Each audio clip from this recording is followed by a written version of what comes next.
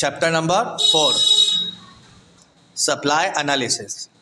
Okay, तो जिस तरह से हमारा लॉ डिमांड वाला चैप्टर था उसी तरह से सेम टू सेम सप्लाई का चैप्टर और सेम टॉपिक्स भी है इसके अंदर भी। तो इसमें हमें पहले सप्लाई क्या है वो आपको प्रिपेयर कर लेना है, मीनिंग कर लेना है।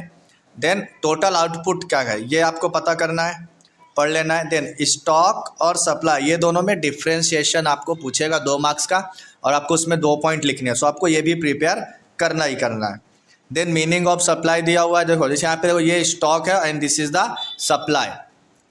तो स्टॉक इस आपके पास कितना है वो टोटल आपका होता है स्टॉक। और सप्लाई क्या है बेटा?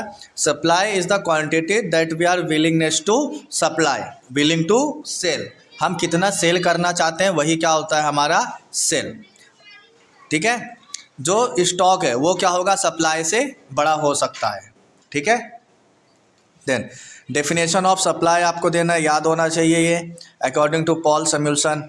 देन सप्लाई शेड्यूल दिया हुआ है, इंडिविजुअल सप्लाई शेड्यूल और individual supply curve, then market supply curve दिया है। उसके बाद आते हैं हमारे important question, that is determinant of supply. Important question है, यस ये आपको आ सकता है एग्जाम में।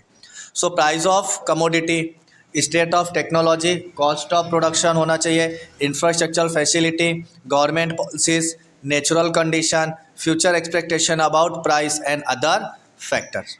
तो ये जो फैक्टर्स हैं इन सब से आपका क्या फिक्स होता है बेटा? सप्लाई, कि हम सप्लाई कैसे और कितना कर पाएंगे। अंडरस्टूड। देन आता है law of supply, important question है, ये तो आपको 8 मार्क्स में मिलेगा ही मिलेगा। अगर 8 मार्क्स में नहीं मिल रहा है तो इससे रिलेटेड क्वेश्चन आपको जस्टिफाई में, एग्री डिसएग्री में और डिस्टिंग बिटवीन में तो मिलेंगे ही मिलेंगे, समझा? तो आपको लॉ लिखने का सिंपल सा मेथड बताया, पहले आपको क्या लिखना है, मीनिंग लिखना है या तो इंट्रोडक्शन लिखना है। आफ्टर दैट आपको स्टेटमेंट ऑफ लॉ लिखना है, अदर थिंग बीइंग कांस्टेंट से स्टार्ट करना है और लॉ लिखना है। तो देखो other thing being constant, higher the price of a commodity more is the quantity supply and lower the price of commodity less is the quantity supplied. फिर in simple word या फिर इन अदर वर्ड्स ये आपको वापस से वही चीज़ बोला गया तो ये बताना है और सिंबॉलिकली बताना है, S of X is equal to F of P of X. Supply is the function of the price of the commodity. Okay, supply of commodity, ये जो एक्स है क्या है कमोडिटी है और पी इज। फिर इसके बेटा दिए गए तो क्या दिया, प्रोडक्शन क्या, अब लॉ के एजम्पशंस क्या क्या है, technique production, no change in government policies, no change in transportation cost, price of other goods remain constant, no future expectation. अगर ये सारे एजम्पशंस हम अज्यूम करते हैं कि इनमें कुछ भी चेंज होने वाला नहीं है तभी लॉ ऑफ सप्लाई रियल में क्या होगा बेटा, एग्जिस्ट कर पाएगा। देन आपको बनाना है table, that is schedule and diagram law of supply का, और फिर उसे क्या करना है, एक्सप्लेन करना है। तो ये टेबल है और ये क्या है, शेड्यूल दिया हुआ है। Price of commodity 10 to 50 and supply of commodity 100 to 500। जैसे जैसे प्राइस बढ़ रहा है वैसे वैसे सप्लाई भी इंक्रीज हो रहा है। टेबल में जो दिया है पहले वो एक्सप्लेन कर देंगे। Initially direct relationship between price and quantity of commodity. When price is 10 to 20, 30, 40 and the 50, the supply rises 100 to 200, 300, 400 and the 500. This is a direct relationship between price and quantity supplied. Then when price rises, supply also rise, and when price falls, supply also falls. Then therefore that is direct relationship between price and quantity supplied. Then supply का हमें curve यहाँ पर prepare करना है, price in rupees आपको Y access में दिखाना है और सप्लाई कहाँ दिखाना है आपको, एक्स एक्सेस में। अंडरस्टूड। हम जब लॉ ऑफ डिमांड का बनाएंगे तब भी वहाँ पर प्राइस कहाँ दिखाना है, वाई एक्सेस में। ये आपको याद रखना है। हमें बहुत बार ये ग्राफ तो याद रहता है लेकिन हम लोग क्या करते हैं, इसको चेंज कर देते हैं, प्राइस यहाँ दिखा देते हैं और सप्लाई यहाँ पर, तो ये नहीं करना है। अब इसमें हमने जो दिखाया प्लॉट किया है पहले पॉइंट्स, फिर इसको एक्सप्लेन किया। In figure 4.4 X axis represented the quantity supplied and Y axis represented the price of the commodity. Supply curve ऐसे slopes upward from left to right, slopes upward from left to right. ठीक है, which has positive slope indicated direct relationship between price and quantity supply. Then दिया हुआ exceptions to the law of supply. तो क्या है, पहला देखो ये जो लेबर ऑफ सप्लाई दिया ये बहुत इंपॉर्टेंट है, आपको 4 मार्क्स में 2 मार्क्स में कहीं ना कहीं तो फिक्स है, ये आपको पूछेगा ही पूछेगा इस बार, ठीक है। और इसका अलग से पूरा एक्सप्लेनेशन भी दिया हुआ है। देखो, labour supply is total number of hour that worker work at a given wage rate. ये सिंपली आपके पूरा लिखने का नीड नहीं है, रिक्वायरमेंट नहीं है, इसमें से आपको कुछ याद करना है, सिलेक्टेड पार्ट उतना ही आपको बताना है। आपको पहले पता चलना चाहिए कि लेबर सप्लाई है क्या, सिर्फ उतना सा मीनिंग देना है और उसके अलावा कुछ भी नहीं करना है इसके अंदर, ठीक है। आगे इसका एक शेड्यूल बनाया है और एक क्या बना के दिया, डायग्राम। देखो पहले वेज रेट था पर आवर 100 रुपीज़, फिर 200 हुआ, फिर 300 हुआ। आवर ऑफ वर्क कितने घंटे काम कर, जब 100 था तब वो 5 घंटे काम कर रहा था तो उसको टोटल इनकम 500 हो रहा था। जब 200 वेजेस था, 7 कर रहा था काम, मतलब बढ़ा रहा है वर्क, तो 1400 वेजेस आ रहा है। जब 300 हुआ तो देखो उसने काम करना क्या कर दिया, कम कर दिया, लेकिन फिर भी उसका वेजेस बढ़ा, समझा। तो लेकिन वर्क ऑफ आवर क्या हो गया बेटा, कम हो गया। तो यही है exceptions of the supply, labour supply का। वाई एक्सेस पे हम क्या दिखाएंगे, अमाउंट यानी वेज रेट, और एक्सेस पे क्या दिखाएंगे, लेबर सप्लाई। इनिशियली देखो जब 100 रुपये था तब वो 5 घंटे काम कर रहा, जब 200 था तब वो 7 घंटे काम कर रहा था, ठीक है। पहला ग्राफ यहाँ है, सेकेंड ग्राफ यहाँ है, और थर्ड वाला देखो जैसे 300 हुआ तो उसका सप्लाई कितना हो गया, 6 घंटे का खाली, समझा। तो देखो ये पहले अपवर्ड गया,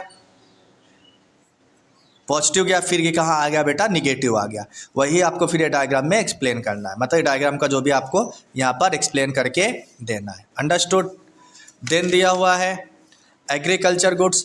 आपको जो एग्रीकल्चरल गुड्स है ये आपके चाहे महंगे हो चाहे सस्ते हो, आपको सप्लाई इनका होना है तो होना ही, अदरवाइज ये क्या हो जाएंगे, ख़राब भी हो सकते हैं, राइट।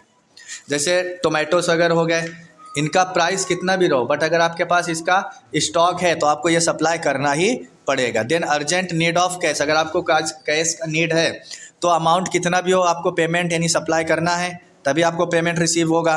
देन पेरिसेबल गुड्स के लिए हो गया, और रेयर गुड्स जैसे डायमंड्स वगैरह हो गए, कितने भी रेयर रहेंगे, कितने भी महंगे रहेंगे तो भी क्या करेंगे लोग, इसको परचेस करेंगे ही करेंगे। देन इसमें बेटा स्टार्ट होता है वेरिएशन इन सप्लाई। क्या आता है, वेरिएशन इन सप्लाई। जैसे वेरिएशन इन डिमांड था तो वेरिएशन इन सप्लाई जो है इसमें भी क्या मैटर करता है, ओनली प्राइस। और अगर प्राइस बढ़ेगा तो एक्सपांसन होगा सप्लाई में, और अगर प्राइस क्या होगा, कम होगा तो कॉन्ट्रैक्शन होगा सप्लाई में। फिर चेंज इन सप्लाई में क्या होता है, अगर आपकी सप्लाई इंक्रीज और डिक्रीज हो रही है यानी बढ़ रही है और कम हो रही है, किसकी वजह से, other than factor of price. Price के अलावा अगर किसी चीज़ की वजह से इसमें चेंजेस आ रहा है तो वो होता है change in supply, that is increase in supply और डिक्रीज इन सप्लाई। देन आते हैं इंपॉर्टेंट 2 मार्क्स वाले क्वेश्चन जो आपको यहाँ से मोस्टली पूछे जाते हैं। कॉस्ट कॉन्सेप्ट में पहले टोटल कॉस्ट आता है, ये क्या होता है ये आपको बताना होता है, तो आपको इसका मीनिंग बताना है, ये फॉर्मूला देना है, समझा। देन एवरेज कॉस्ट मीनिंग बता के ये फॉर्मूला देना है। मार्जिनल कॉस्ट क्या है, मीनिंग बताकर ये फॉर्मूला बताना है, अंडरस्टूड। इसके बाद आ जाता है हमारे पास यहीं पर रेवेन्यू कॉन्सेप्ट। क्या आता है बेटा, रेवेन्यू कॉन्सेप्ट। तो टोटल रेवेन्यू क्या है ये बताना है, एवरेज रेवेन्यू क्या है ये बताना है, और मार्जिनल रेवेन्यू क्या है ये बताना है। ये 2-2 मार्क्स के, इसमें जो 6 पॉइंट है 6 में से फिक्स है 2 तो आएंगे ही आएंगे 2 मार्क्स वाले में, अंडरस्टूड। तो इतना आपको करना। अब इसमें जैसे क्वेश्चन देखने जाएंगे अगर हम, तो क्या दिया गया है, state and explain the law of supply with its exceptions, ठीक है, ये बहुत इंपॉर्टेंट क्वेश्चन है। उसके बाद determinant of supply, total cost and total revenue को देखो अलग से भी क्वेश्चन है, अंडरस्टूड। और यही देखो डिस्टिंग बिटवीन में भी आपको मिल जाएगा, average revenue, average cost, right. Contraction of supply और decrease in supply. Contraction means भी क्या होता है, कम, डिक्रीज मीन्स भी क्या होता है, कम, बट एक प्राइस की वजह से होता है और एक अदर फैक्टर की वजह से होता है। उसी तरह एक्सपेंशन और इंक्रीज का दिया हुआ है, स्टॉक एंड सप्लाई का दिया हुआ डिस्टिंग बिटवीन। सो ये आपको इतना करके लेना है, वो भी बहुत ही अच्छे नीट एंड क्लीन तरीके से, ठीक है।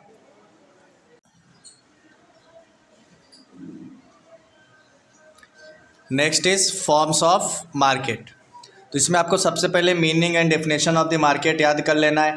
उसके बाद क्लासिफिकेशन ऑफ द मार्केट है, और जो क्लासिफिकेशन ऑफ द मार्केट है this is the very important है। आपको एग्जाम में एक क्वेश्चन इसका आपको फिक्स है, मिलेगा ही मिलेगा। Classification market on the basis of place, on the basis of time और on the basis of competition, इन तीनों में से एक क्वेश्चन आपको आने वाला है एग्जाम में, तो ये आपको प्रिपेयर करके रखना है। प्लेस के बेस पे वेरी सिंपल है, लोकल मार्केट, नेशनल और international market. On the basis of time, time के हिसाब से very short period, long period और वेरी लॉन्ग पीरियड, ये 4 टाइप है। और कंपटीशन के बेस पे परफेक्ट कंपटीशन है और इम्परफेक्ट है। फिर इम्परफेक्ट के अंदर भी मोनोपोली है, ओलिगोपोली है और मोनोपोलिस्टिक है। तो इसमें आपको ये थर्ड वाला पार्ट है जो इसमें से ज़्यादा क्वेश्चन बनने के चांसेस है, क्योंकि इसमें 1 2 3 4 टाइप्स हो जाते हैं। और जो ये दोनों हैं इसमें से चांसेस तो है। इन पहली बात तो देखो, प्लेस, टाइम और कंपटीशन, इसके बेस पे एक क्वेश्चन तो आपको आने ही वाला है। और हो सकता है 8 मार्क्स के लिए पूरा क्वेश्चन ही आ जाए, ठीक है। अगर पूरा नहीं भी आएगा तो भी एक क्वेश्चन तो आएगा ही आएगा, ठीक है, अंडरस्टूड। और एक क्वेश्चन अलग से इसका बनता है, price determination under perfect competition. Perfect competition के अंदर प्राइस डिटर्मिनेशन कैसे होता है, तो ये आपको पूरा शेड्यूल है, डायग्राम है, उसका एक्सप्लेनेशन के साथ आपको इसको करना पड़ेगा, ठीक है। देन एक टॉपिक है इसमें प्राइस डिस्क्रिमिनेशन है। क्या बेटा ये?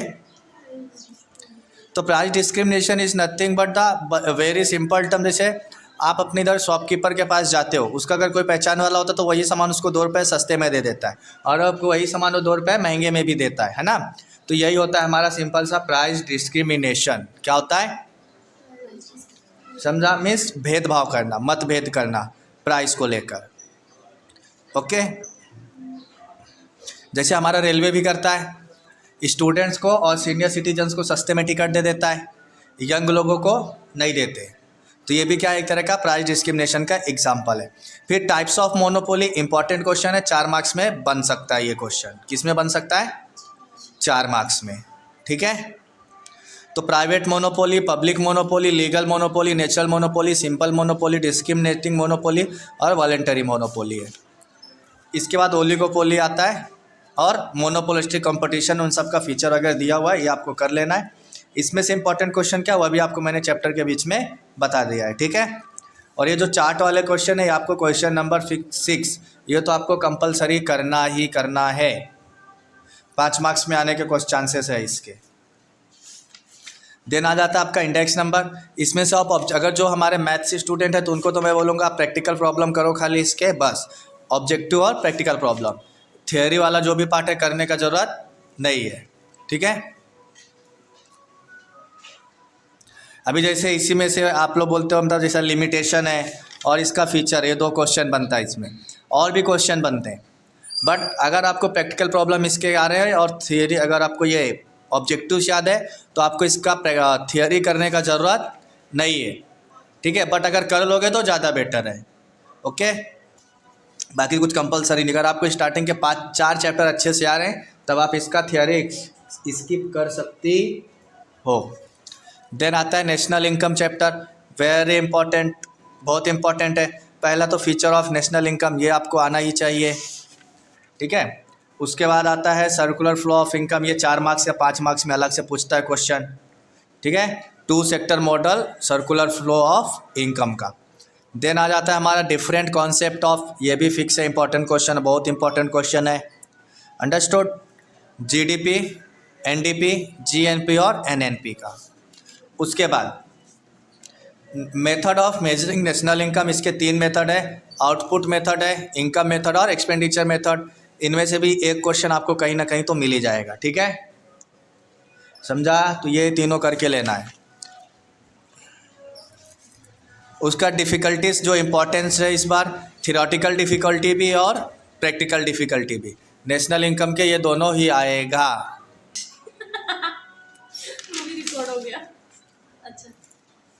Then importance of national income, ये भी करना है, ठीक है। अभी बोलोगे सर आप तो सब करने के लिए बोल रहे, तो करना सब है।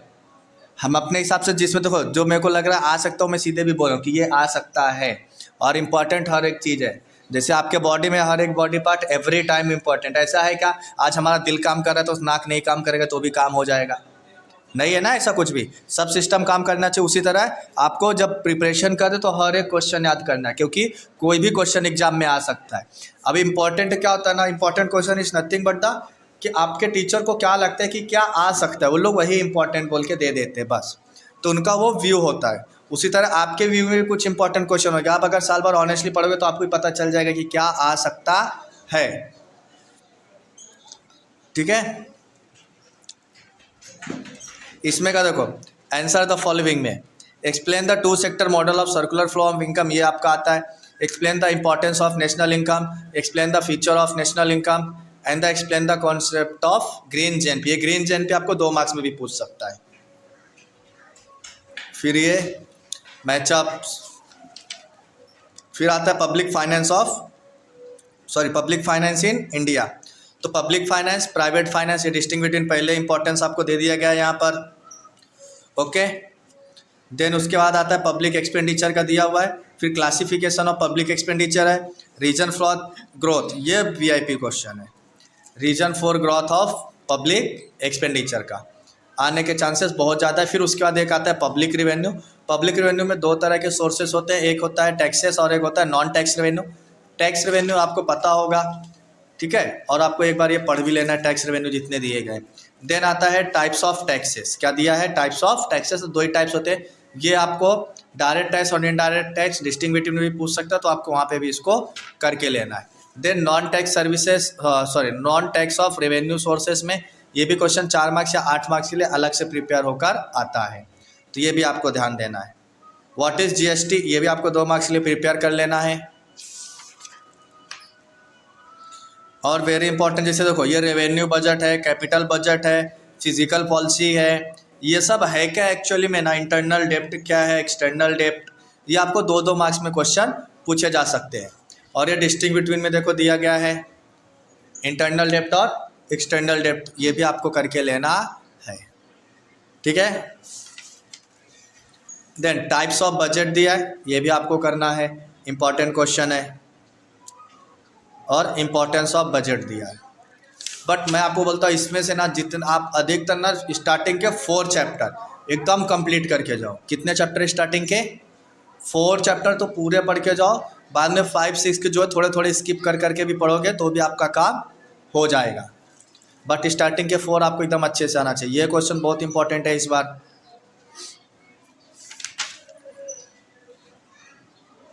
Structure of money market India, इसको छोड़ दो।